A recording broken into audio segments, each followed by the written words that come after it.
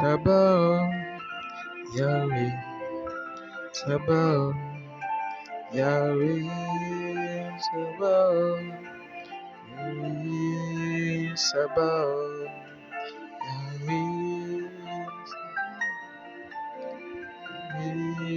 Sabaoth, Yahweh, Sabaoth, Yahweh, Sabaoth, Yahweh, Sabaoth, Yahweh, Sabaoth. Shalom bien-aimés, je suis très heureux de partager ce message avec vous, le message de la réalité du monde spirituel, du combat spirituel, la nécessité pour le soldat, la nécessité pour un enfant de Dieu de revêtir son armure, de prendre les armes de Dieu. Le texte d'appui, c'est le texte d'Éphésiens 6, à partir du verset 11, Éphésiens 6, le verset 11 à 17. L'homme a d'abord été créé esprit, donc il n'est pas venu d'abord dans un corps, il est d'abord né esprit. C'est pour ça que Dieu dit, je te connais avant la fondation du monde. Avant que tu ne sois formé dans le ventre de ta mère, je t'avais consacré, comme il a dit à Jérémie. Donc, l'homme est né d'abord esprit. Quand nous lisons le livre de Genèse 1, verset 26, il dit, faisons l'homme à notre image et selon notre ressemblance. 1. Qu'il domine sur les poissons de la mer, sur les oiseaux du ciel, sur les reptiles, sur tout ce qui rampe, qui se meut sur la terre. Donc, l'esprit d'abord a été créé. Et quand nous allons maintenant dans Genèse chapitre 2, au verset 5, il dit ceci, lorsque l'Éternel Dieu fit une terre et des cieux, aucun arbuste des champs n'était encore sur la terre et aucune herbe des champs ne germait encore, car l'Éternel Dieu n'avait pas fait pleuvoir sur la terre et il n'y avait point d'homme pour cultiver le sol. Voyez, on dit bien, dans le chapitre 1, verset 26, on dit que Dieu a fait l'homme selon son image. Mais dans cette partie, on dit qu'il n'y avait pas encore d'homme pour cultiver. Ça veut dire que l'homme était encore à l'étape esprit. Il n'avait pas encore été formé. C'est-à-dire qu'un corps ne lui avait pas encore été formé. Regardez le verset 6. Mais une vapeur s'éleva de terre et arrosa toute la surface du sol. Verset 7. L'Éternel Dieu forma l'homme de la poussière de la terre. Il souffla dans ses narines un souffle de vie et l'homme devint un être vivant. Ça veut dire que l'homme existait déjà avant que le corps soit formé. Donc l'esprit de l'homme vivait déjà, qui avait la gloire de Dieu, qui avait la splendeur de Dieu, qui avait la puissance de Dieu, qui avait la magnificence de Dieu, vivait déjà, était déjà créé, attendant que un corps lui soit formé. Le domaine d'action, le domaine de domination de l'homme, c'était la terre. Il n'était pas censé rester dans le royaume de Dieu, mais son domaine de domination, c'était la terre. Donc, quand Dieu a formé l'homme à partir de la poussière, la partie charnelle, il a donc soufflé l'esprit qu'il avait formé avant dans le Genèse 1, verset 26. Et c'est comme ça que l'homme est devenu un être vivant. Donc, l'homme n'est pas seulement charnel, l'homme a une partie spirituelle. Mais maintenant, ce qu'il faut comprendre, c'est que ce qui se produit dans le monde charnel, c'est le résultat de ce qui se produit dans le monde spirituel. Parce qu'il y a un monde spirituel. Nous devons être conscients de ce monde-là. Parce que si un homme, une femme, n'est pas conscient de ce monde spirituel-là, tu vas simplement subir ce que les gens font dans l'occultisme. Les mauvais esprits vont te mettre mal à l'aise, tu vas subir. Et les conséquences sont légion. Il y a des maladies graves, des cancers, des sida, des maladies contagieuses, des épidémies de maladies. Il y a des choses, des maladies que tu pars à l'hôpital, on n'arrive pas à détecter ce que c'est. Il y a des misères qui sont causées par les mauvais esprits. Il y a des misères qui sont causées par les sorciers, par les sectes. Il y a des accidents qui sont causés par les sectes. Là, on parle que du monde spirituel. Ça veut dire que quand un accident se produit, cet accident a déjà été programmé dans le règne spirituel, dans le royaume des esprits, de telle sorte que ce qui se voit, ce qui se vit, n'est que la manifestation de la volonté de la volonté du règne spirituel, des mauvais esprits, des sorciers. Il y a des gens qui ne dorment pas, ils ne dorment pas du tout. Ils passent le temps à faire des incantations, convoquer des démons, convoquer des puissances maléfiques pour provoquer des accidents, convoquer des puissances maléfiques pour provoquer des morts prématurées, des couches de nuit, pour provoquer des fausses couches, pour provoquer de la stérilité. Ils sont là pour ça. Satan est sur la terre pour détruire. Et il a des milliards d'anges. Des milliards. Donc, ce sont des milliards de démons qui sont investis, qui sont envoyés dans le monde, dont le seul but est de détruire l'homme. On dit dans la parole de Dieu que le voleur ne vient que pour dérober, égorger et détruire. Il vient pour distribuer tes dépouilles. Il vient pour saccager tout dans ta maison. Il vient pour te voler. Il vient pour voler ta vie. Il vient pour voler tes richesses. Il vient pour voler ta destinée. Tu dois être conscient de la réalité de ce monde-là. Ce monde-là n'est pas un jeu. Ce monde est réel. Sois conscient. Sois conscient. Lorsque nous lisons le texte de Éphésiens 6, verset 11, l'apôtre Paul nous recommande ici de revêtir les armes de Dieu pour pouvoir résister, pour pouvoir tenir ferme contre les ruses de Satan. Maintenant que tu sais que Satan te combat, comment est-ce que tu peux faire pour échapper à ses griffes? Parce que la Bible dit que Satan rôde comme un lion rugissant, cherchant qui il va dévorer. Dieu t'a donné par ta foi en Jésus le pouvoir d'avoir l'autorité de Jésus, le pouvoir d'avoir le dessus sur les démons, sur les serpents, sur les scorpions et sur toute la puissance de Satan, de telle sorte que rien ne puisse te nuire. Et Satan, lui, il est conscient de ça. Dieu attend seulement que tu te répandes. Il attend seulement que tu changes de camp, que tu changes de conduite.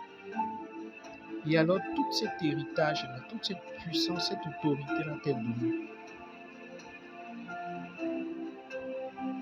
Bien-aimé, commençons notre enseignement de l'armure du disciple.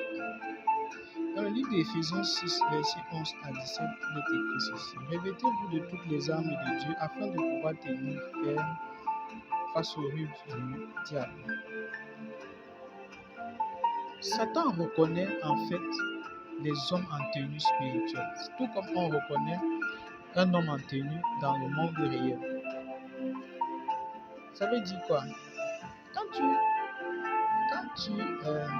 es un soldat et que tu pars en guerre sans être formé, et que tu pars en guerre, ça sur Éphésiens 6, verset 10, il dit, là où Paul dit, fortifiez-vous dans le Seigneur.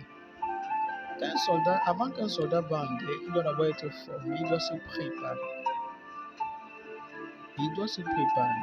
Quand tu nais de nouveau, Dieu t'apprend et t'enseigne la parole. Il t'enseigne la parole. Il t'enseigne sa parole. Il t'enseigne ses voies pour que tu sois préparé lorsque l'ennemi va venir t'attaquer. Pour que tu te prépares, pour que tu connaisses les rudiments du royaume de Dieu. Dans le royaume de Dieu, il y a des lois. Tout comme dans un pays, il y a des lois qui régissent. Il y a des lois qu'il faut respecter. Il y a un code de procédure pénale. Même dans le règne spirituel, même dans le royaume de Dieu, il y a des lois. Et Satan est conscient de ça. Donc, quand tu deviens enfant de Dieu, le Seigneur va te donner son esprit va entrer en toi, c'est-à-dire le Saint-Esprit, qui va te guider, qui va t'éclairer, qui va t'enseigner. Donc, cette étape, c'est une étape de formation à la guerre. Maintenant, lorsque tu es conscient que tu es dans un champ de bataille, parce que Satan ne va pas te laisser, et lisons le Éphésiens 6, verset 11, il dit « Revêtez-vous de toutes les armes de Dieu afin de pouvoir tenir ferme contre les ruses du diable. » Donc, portez sur vous les armes. Se revêtir, c'est porter, c'est enfiler les armes de Dieu. Dans quel but? Pour pouvoir tenir ferme contre les ruses de Satan. Satan ne combat pas de front, c'est-à-dire qu'il ne va pas venir vers toi, en face de toi. Il ne vient pas de face. Il est rusé. Il est rusé. Il est rusé. Regardez un peu. Quand Satan vient, il sait que Dieu t'a donné le pouvoir de dominer sur les serpents, sur les scorpions, sur toute sa puissance. Et il ne pourra pas te nuire. Comme il connaît que tu as le pouvoir, lorsqu'il est face à toi, tu vas l'éteindre en un clin d'œil. Conscient donc de ça, il ne va pas t'attaquer. C'est pour ça qu'on le considère comme étant le serpent. Il va t'attaquer par surprise.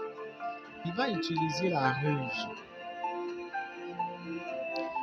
Regardons par exemple, tu peux être à côté d'un ami.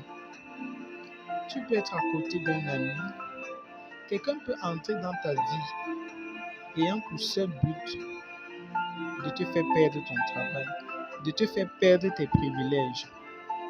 Tu as un collègue que tu considères comme un ami. Tu as un ami que tu considères beaucoup et que tu crois qu'il te conseille bien. Pourtant, les conseils qu'il te donne, c'est pour te faire chuter. Il est bien conscient de ça, à cause peut-être de la jalousie. Il vient, il te donne des conseils. Tu crois que c'est par amour qu'il le fait, c'est par considération, c'est parce qu'il est ton ami. Mais en fait, le but visé, c'est ta destruction, c'est ta chute. Dès que tu chutes, tu ne le reconnais pas.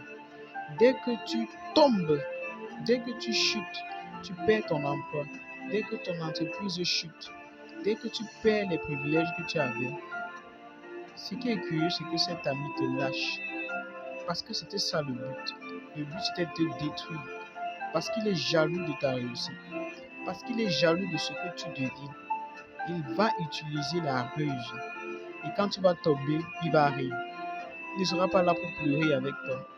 Mais il va aller dans son coin. Il va se moquer de toi. C'est comme ça que Satan fait.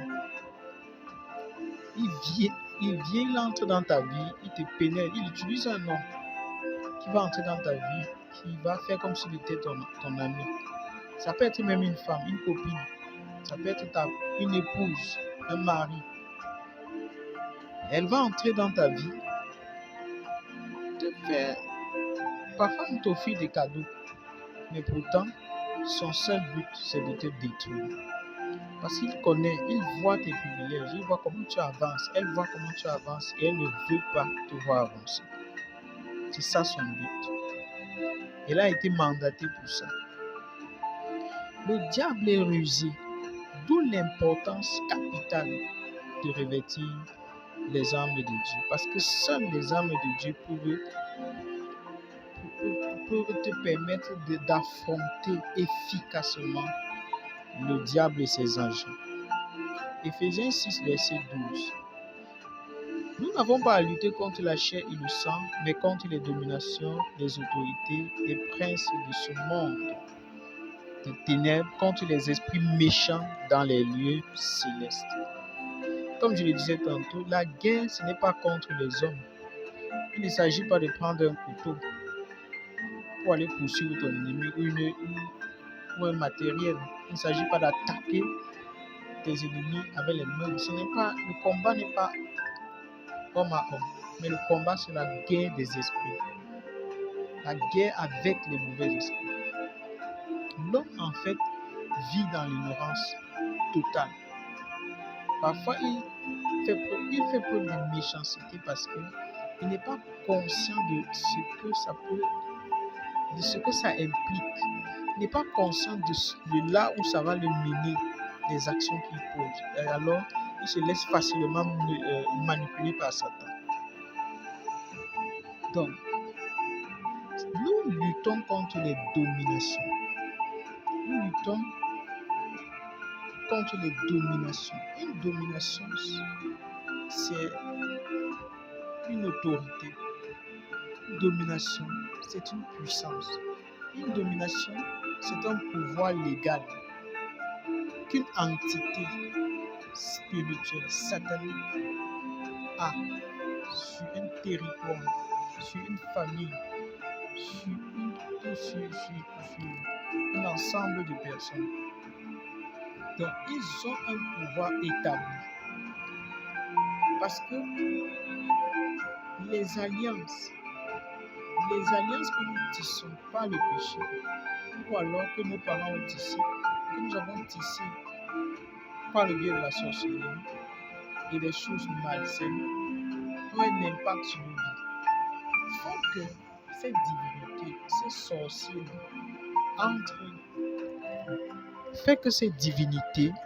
ces sorciers-là entrent dans nos vies et sèment le désordre.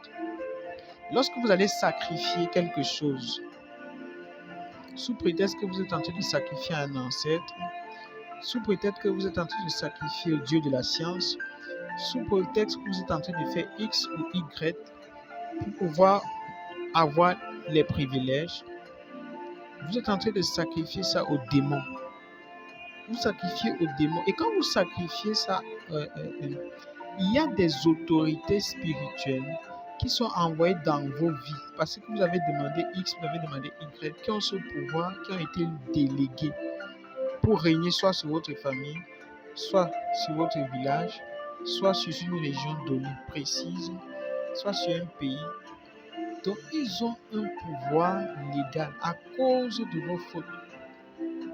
Parce que Dieu dit qu'il punit l'iniquité des pères sur les enfants jusqu'à la 3e et même jusqu'à la 4e génération. Donc, à cause du péché, Satan est conscient, il te piège. Dès que tu tombes, il applique ce que la parole de Dieu dit, que quand quelqu'un pêche, il est puni, ses enfants sont punis, les enfants de ses enfants sont punis, et les enfants des enfants de ses enfants sont punis, jusqu'à 4 générations. Et c'est comme ça que des puissances, des dominations sont établies sur les vies des familles, sont établies sur une famille, sont établies sur une région, sur une contrée, sur un pays, pour régner en grand maître. Vous faites n'importe quoi, rien ne marche. Il y a certaines choses qui réussissent, mais il y a sur un plan précis des choses que vous n'arrivez pas à faire. Il y a une puissance maléfique qui a été contractée, qui a un pouvoir légal sur vous. Et pour le vaincre, il faut revêtir les armes de Dieu. Les princes. Un prince, c'est quelqu'un qui a le pouvoir. Ce n'est pas quelqu'un qu'on écrase facilement comme un bandit. Les autorités.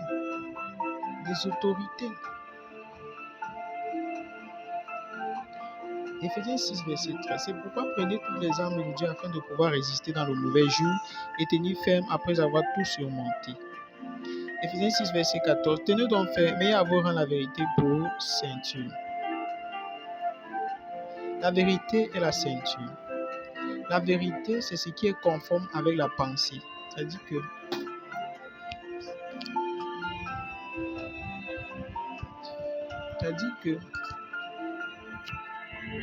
vous dites quelque chose.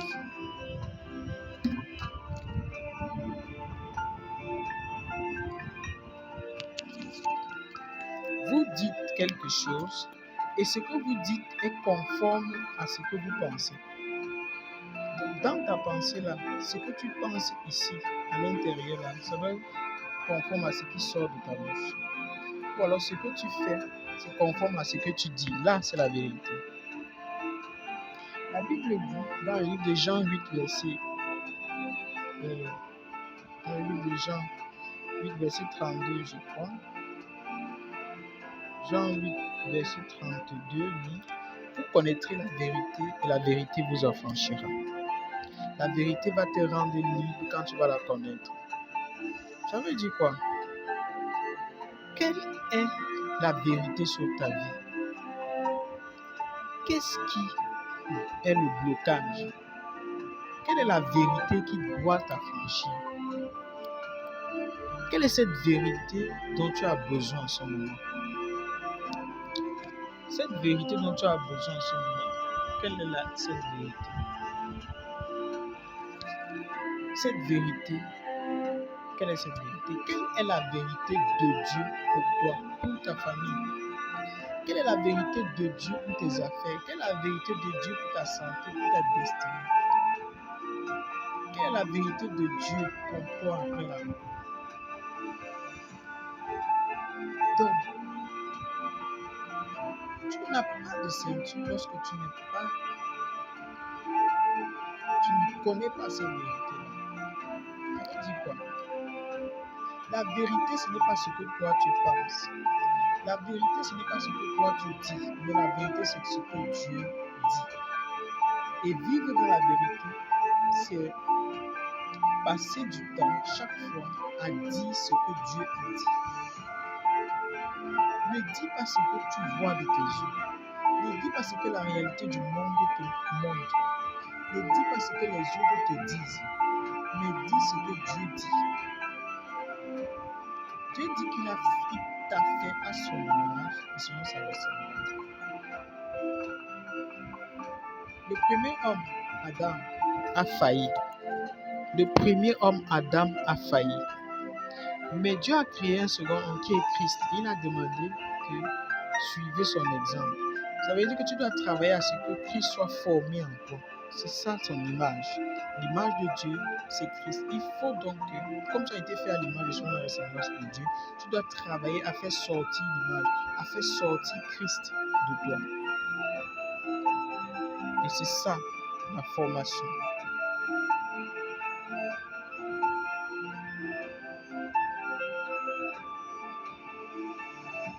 Donc, nous devons avoir la vérité pour ceinture. Nous devons avoir la cuirasse de justice. Qu'est-ce que la justice? La justice, c'est la droiture. La droiture de cœur, la droiture dans les actions. La droiture a un double sens. Tu dois être droit dans le cœur et tu dois être droit dans les actes. Mais je dis toujours que la droiture commence d'abord dans le cœur. La droiture commence dans le cœur. Et les actions suivent. Si tu n'es pas droit à l'intérieur, tes actions ne seront pas droites. Donc, la droiture est ta cuirasse de justice qui protège ton cœur, qui protège cette partie pour que cette partie ne soit pas attaquée par l'ennemi. C'est la justice. C'est la justice qui va te protéger. C'est la droiture, l'innocence qui va te protéger. La justice de Dieu, c'est quoi? C'est que Dieu ne désire pas la mort du méchant. Il veut que le méchant se répande pour vivre. Et quand le méchant s'est repenti, qu'il a commencé à pratiquer la justice, il doit aussi avertir. Il doit avertir celui qui vit dans le désordre afin qu'il pratique aussi la justice pour sauver son âme. Parce que pour que quelqu'un quitte de méchant à juste, il faut que quelqu'un apporte la bonne nouvelle. Et quand il est sauvé, il doit aussi apporter la bonne nouvelle à l'autre.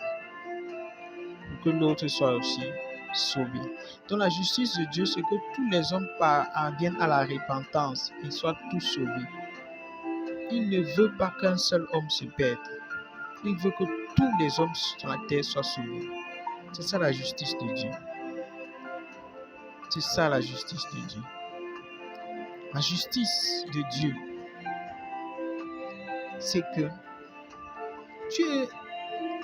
la justice de Dieu, c'est la droiture. Ça veut dire que pour que tu sois protégé, il faut que tu sois trouvé juste. Quand tu lis par exemple le psaume, lorsque tu lis par exemple le psaume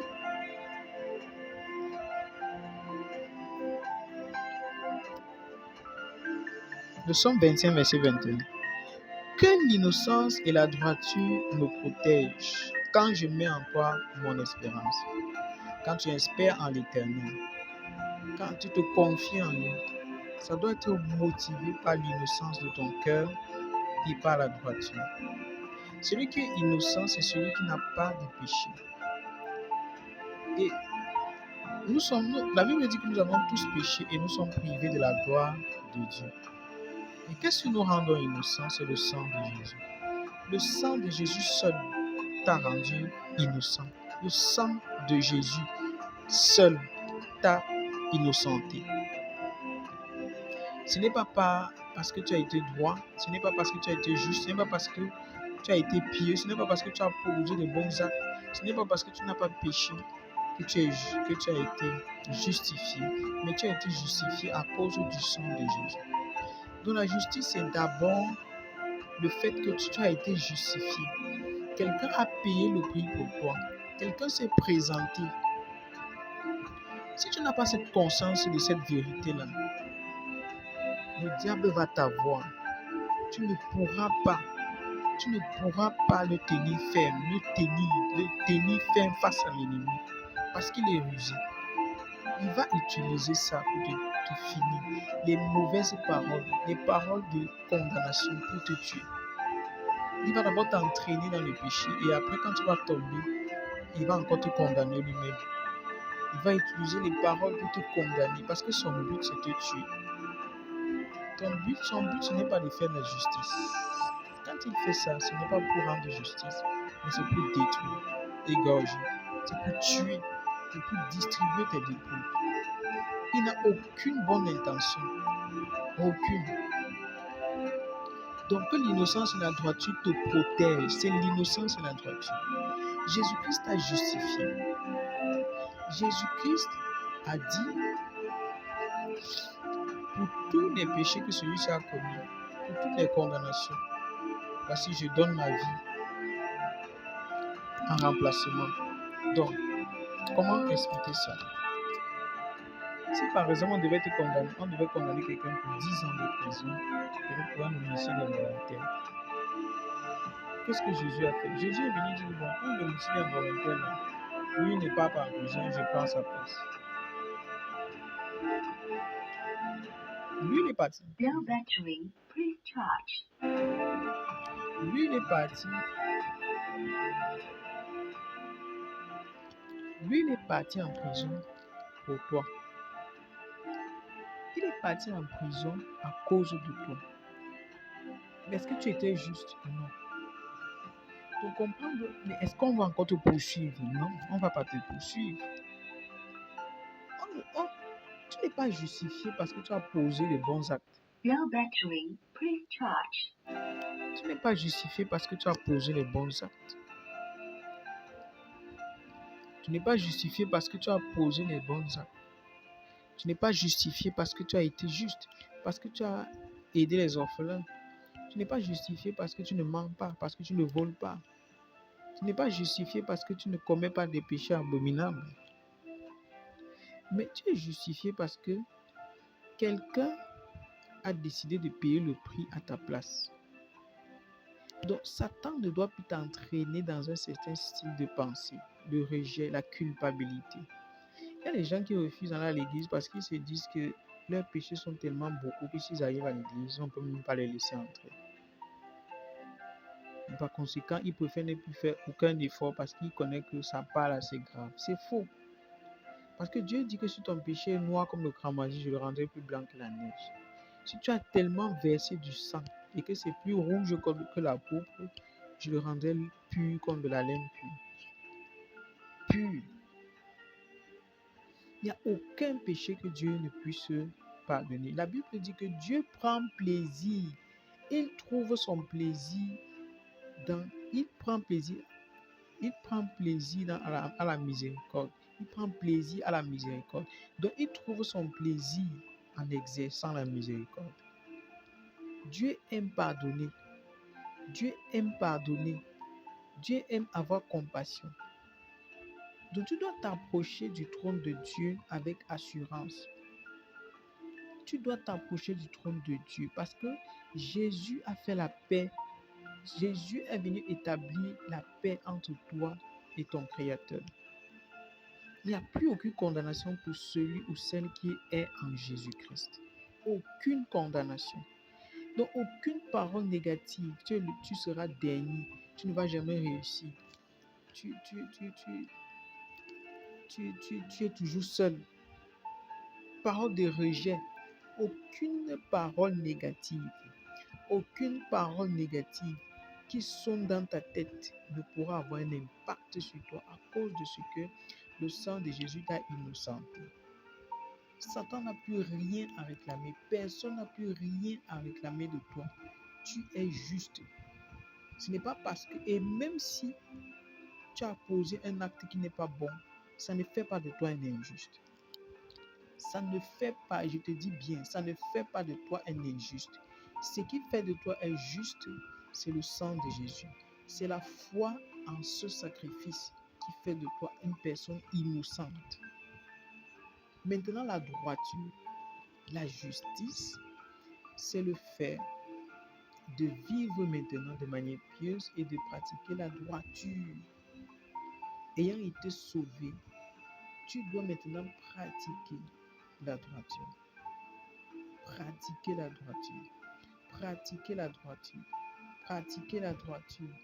Pratiquer la droiture. Parce que la Bible dit que si vous avez été justifié et que vous continuez de pécher et que vous prenez quand même la Sainte Seine, vous prenez plutôt une condamnation pour vos âmes. Ça veut dire quoi? Même si le sang de Jésus t'a justifié, même si le sang de Jésus t'a libéré, ce n'est pas une raison pour marcher. Ce n'est pas une raison pour marcher dans le péché. Il faut que tu marches chaque jour dans la droiture. Et ce qui va te motiver à marcher dans la droiture, c'est que le sang de Jésus a payé le prix.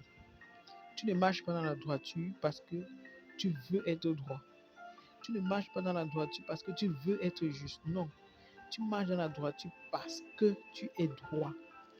Tu marches dans la droiture parce que tu es un citoyen du royaume des cieux. Et dans le royaume des cieux, il n'y a pas des injustes. Il n'y a pas des hommes qui n'aiment pas la droiture. Dans le royaume de Dieu, il n'y a pas de méchants. Dans le royaume de Dieu, il n'y a pas de moqueurs. Dans le royaume de Dieu, il n'y a pas de sorciers. Dans le royaume de Dieu, il n'y a pas d'enchanteurs. Dans le royaume de Dieu, il n'y a pas de devins. Dans le royaume de Dieu, il n'y a pas des personnes qui font dans la divination. Donc tu marches dans la droiture parce que ta nouvelle nature, lorsque tu as cru en Jésus, ta nouvelle nature,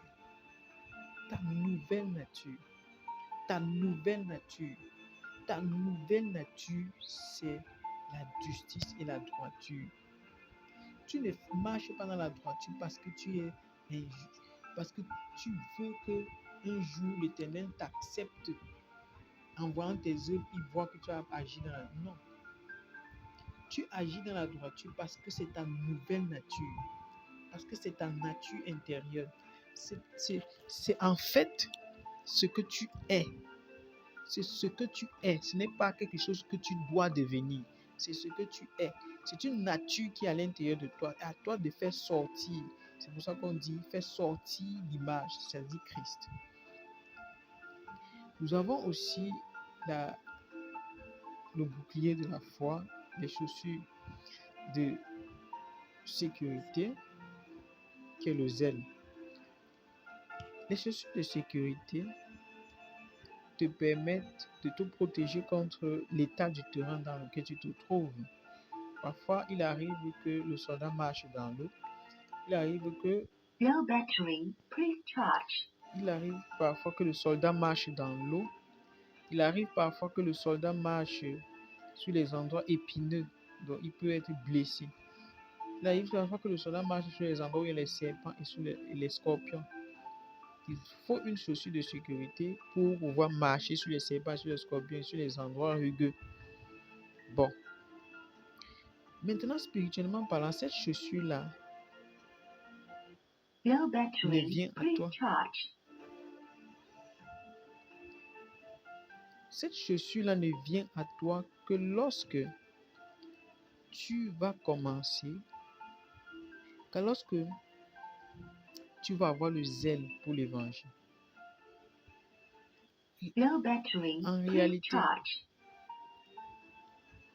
En réalité, bien-aimé, il faut comprendre que ce qui donne le goût à la vie, ce n'est pas le fait de chercher des choses sur la terre pour soi-même. Parce que si tu vis et que tu ne vis que pour toi, ta vie est stérile. Mais si tu vis parce que tu veux rendre tes enfants heureux, tu vis parce que tu veux rendre les autres heureux, ça te donne l'envie de sortir et d'aller travailler. Parce que tu sais qu'il y a des enfants à la maison qui t'attendent avec l'argent.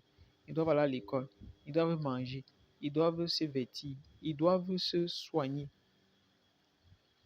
Et c'est ça qui te donne la force pour sortir. Parce que si on travaillait que pour soi-même, si on allait juste chercher ce qu'on doit manger et payer notre maison et rester tranquille.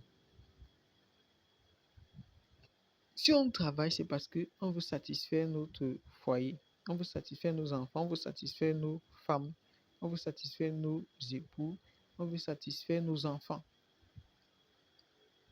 C'est pour ça que ce qui te donne du zèle, ce qui est comme chaussure de sécurité, c'est le zèle que donne l'évangile de paix. Ça veut dire quoi? Quand tu commences à annoncer l'évangile, le zèle va venir quand tu annonces l'évangile. Plus tu annonces, tu vas rencontrer des gens qui souffrent, tu vas rencontrer des gens qui ont des problèmes et les voyant dans des situations difficiles, la compassion que Dieu va mettre en toi va te pousser à vouloir résoudre leurs problèmes. Et plus tu vas en résoudre, plus il y en aura. Plus tu vas en résoudre, plus il y en aura. Plus tu vas en résoudre, plus il y en aura. Tu vas devoir prier, tu vas devoir intercéder, tu vas devoir protéger, tu vas devoir nourrir. La charge va devenir de plus en plus grande. Et plus tu portes le fardeau de Dieu, plus Dieu va te couvrir de sa grâce, de ses bénédictions, de tout ce qu'il faut pour la mission. Il dit que venez à moi, vous tous qui êtes fatigués et chargés, et je vous donnerai du repos. Il dit par là que prenez mon joug sur vous, prenez mon fardeau. Son fardeau, c'est sauver les âmes, sauver les hommes, qu'ils soient tous sauvés. Le fardeau de Dieu, c'est que tous les hommes parviennent au salut, que tous les hommes parviennent à la repentance. Et ton travail en tant que soldat de Jésus-Christ sera de les délivrer, sera de les déchaîner, sera de les arracher entre les dents des lions, sera de les arracher au milieu des loups. Parce que Jésus a dit, je vous envoie comme des brebis au milieu des loups. Sera de travailler jusqu'à ce que la brebis comme le bœuf mange le loup comme le bœuf mange de l'herbe. Que tous les animaux carnivores là, mangent de l'herbe. Pourquoi? Parce que ils ne pourront plus arracher aucune vie. Parce que l'agneau sera devenu comme un lion. Et quand le lion voit son adversaire, il hésite pour attaquer. Parce qu'il est écrit dans la Bible, dans la parole de Dieu, qu'il arrivera un temps où le lion comme le bœuf mangera de l'herbe. Le lion comme le bœuf. Le lion qui est carnivore mangeait l'herbe. Pour que le lion arrive à manger l'herbe, il va falloir qu'on l'oblige à le faire. Le lion ne peut pas manger l'herbe de lui-même. Il va falloir qu'on l'oblige, que la brebis est connue. Parce que Dieu dit que la terre sera frappée de sa parole comme le fond de la mer par les eaux qui le couvrent. Parce que la parole de Dieu se sera répandue partout et que la brebis sera devenue comme un lion. Il va même faire peur au lion. Il va devenir plus puissant que le lion.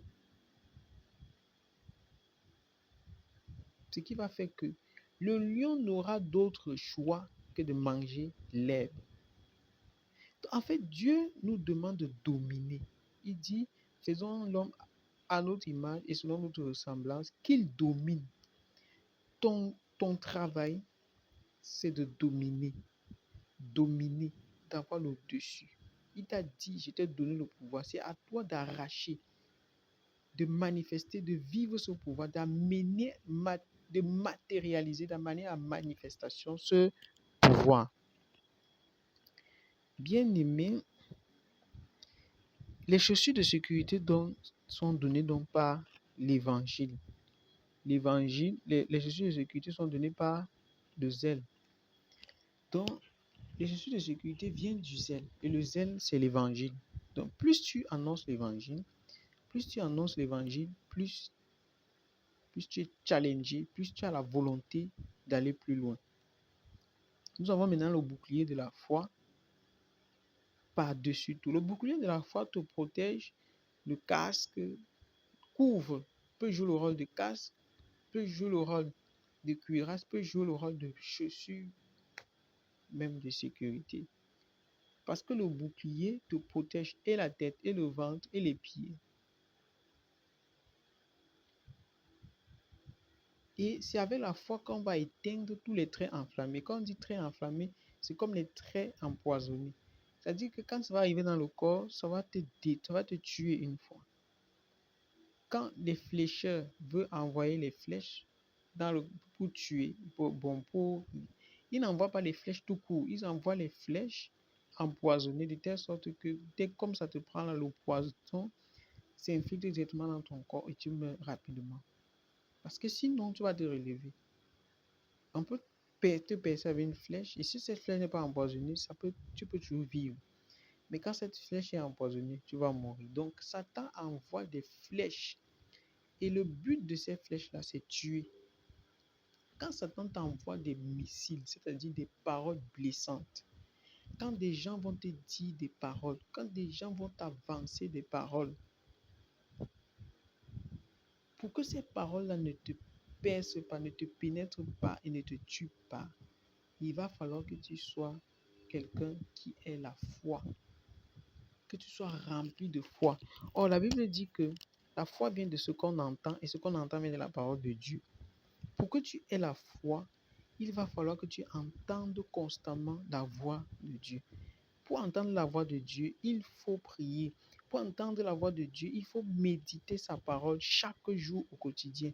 Plus tu médites, plus Dieu va s'approcher de toi. Plus tu médites, plus il va s'approcher de toi. Plus tu vas être imprégné de la parole de Dieu. Et c'est ça qui va alimenter la foi. C'est ça qui va augmenter ta foi. C'est ça qui va venir tuer l'incrédulité en toi. La parole de Dieu que tu vas entendre par rapport aux situations que tu vis. Comme la femme à la perte de sang qui avait vécu pendant 12 ans dans la même maladie. 12 ans. Elle partait de médecin en médecin. Elle partait de médecin en médecin et elle n'a pas pu trouver la guérison. Elle n'a pas pu trouver la guérison. Comme pour dire, l'argent ne peut pas garantir la guérison ou la vie. Parce que cette femme, certainement, avait les moyens. Parce qu'elle a pu se soigner pendant 12 ans. Elle est partie de médecin en médecin. Elle n'avait pas perdu espoir. Elle continuait de chercher. Elle continuait de chercher. Elle continuait de chercher. Elle continuait de chercher. Elle continuait d'aller vers les médecins. Mais elle ne trouvait pas de guérison. Donc, tout l'argent qu'elle avait pu amasser ne l'a pas aidée. N'a pas permis qu'elle puisse être guérie. Il n'y a que Jésus seul qui garantit.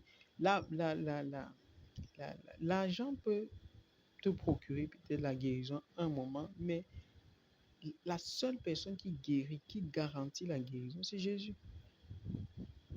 La seule personne qui garantit la guérison, c'est Jésus. Donc, sans foi, tu seras attaqué de toutes parts. Donc, si tu ne crois pas en Dieu, Satan va t'avoir. Parfois, certains problèmes que tu vis sont conséquences de ton manque de foi. Par exemple, lorsque tu te retrouves dans un certain endroit ou tu te retrouves dans une certaine circonstance et que tu sens que tu as peur, cette peur-là n'est pas positive. Cette peur est tout simplement la conséquence du fait que tu manques de foi. Qu'est-ce que Dieu dit par rapport à la situation que tu traverses? Est-ce que quand tu traverses la situation-là, tu te rapproches de Dieu? Est-ce que quand tu traverses cette situation, tu médites la parole? Quelles sont les parties bibliques, les versets bibliques qui cadrent avec la situation que tu vis? Parce que tant que tu ne vas pas prendre connaissance de ça, et comme la nature a horreur du vide, c'est la peur qui va prendre le relais. Donc, nous devons être remplis de foi. La foi est une ferme assurance des choses qu'on espère, une démonstration de celles qu'on ne voit pas. Dans la version parole de vie, ça dit que la foi est une façon de posséder les choses qu'on espère, les choses qu'on espère, et c'est une ferme conviction des choses qu'on ne voit pas. C'est-à-dire que tu es convaincu au plus profond de toi que ce en quoi tu espères là, tu l'as déjà. Tu vis comme si tu étais déjà dedans. C'est-à-dire que si tu crois par exemple à une vie aisée, tu te comportes comme quelqu'un qui est déjà dans cette vie. Si tu crois à la vie éternelle, tu te comportes comme quelqu'un qui est à la vie éternelle. Si tu dis par exemple, je suis un disciple de Christ, c'est pas à la foi que tu dis que tu es un disciple de Christ. Si tu dis par exemple que j'ai la victoire sur mes ennemis, c'est pas à la foi que tu le dis. Parce que tu ne vois pas.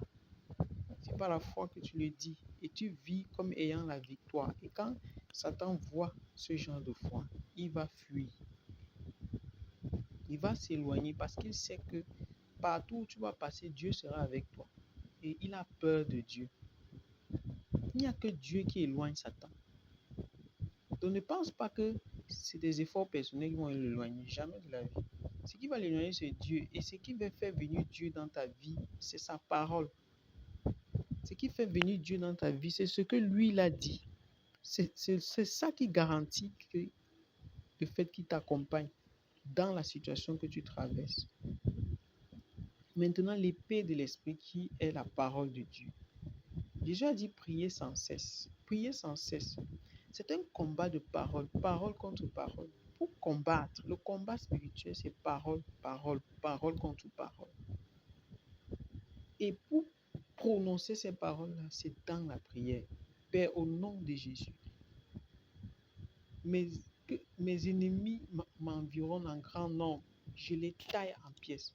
Père, au nom de Jésus, je viens tailler en pièces tous mes ennemis parce que ceux qui sont avec moi sont en plus grand nombre que ceux qui sont devant moi.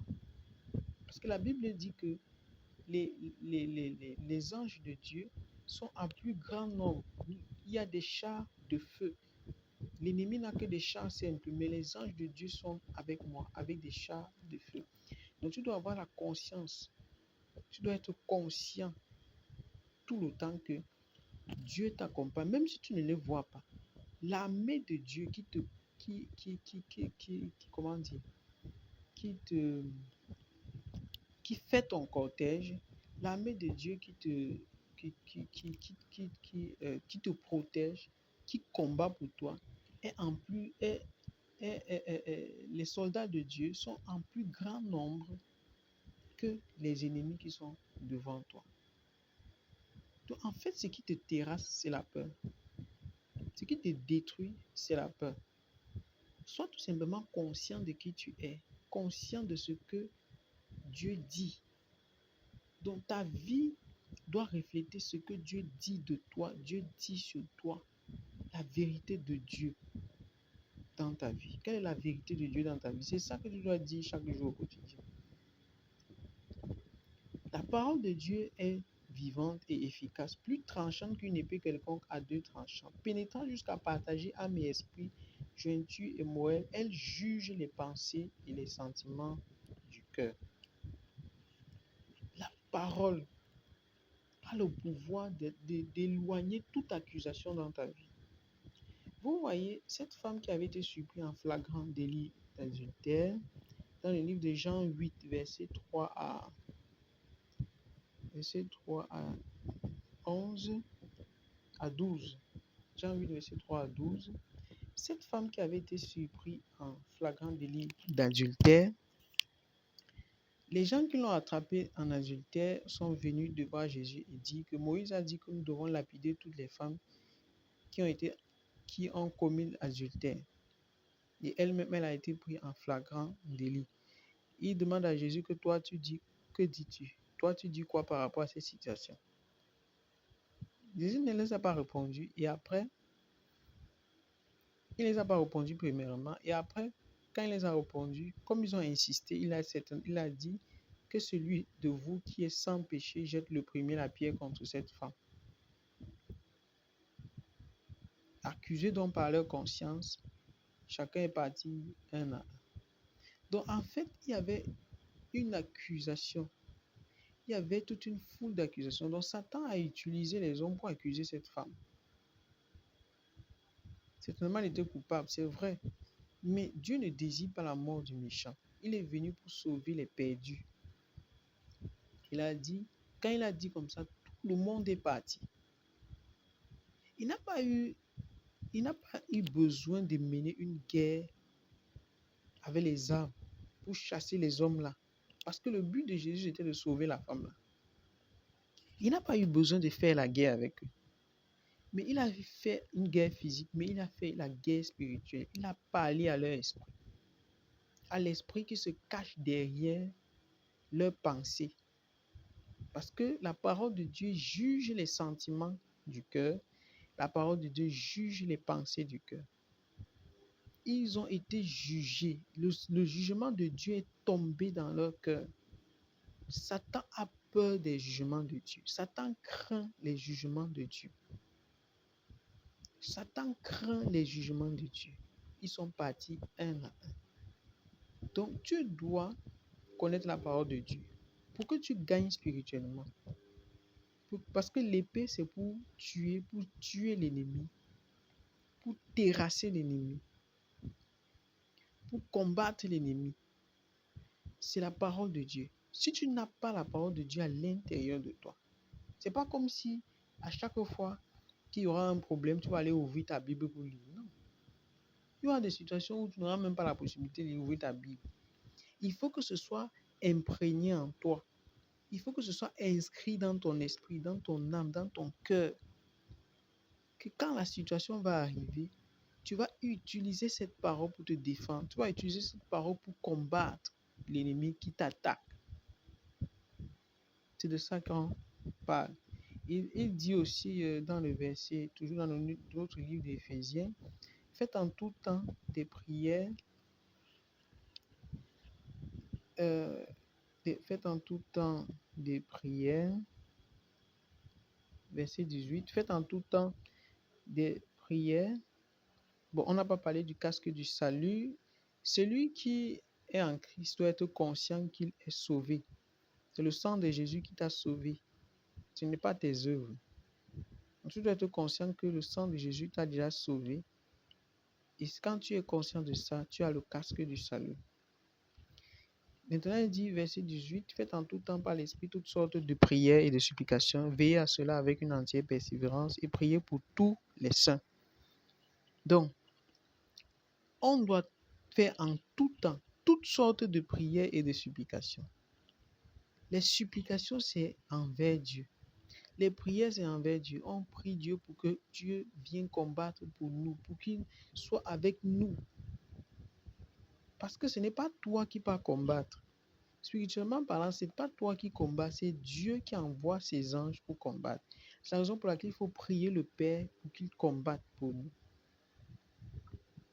Il faut prier constamment et il faut prier pour les saints, ceux qui sont établis au-dessus de nous, ceux qui nous ont montré le chemin, ceux qui sont un pasteur sont établis sur nos vies parce qu'ils ont plus d'impact que nous. C'est comme dans une guerre, il y a les généraux, il y a les colonels et autres, ceux qui donnent des ordres. Ce qui se passe, c'est qu'on protège toujours les généraux, les colonels, ceux qui sont un peu gradés, parce que ce sont eux qui donnent les ordres. S'ils ne sont pas là, chacun serait un peu comme abandonné à lui et il risque de perdre la guerre.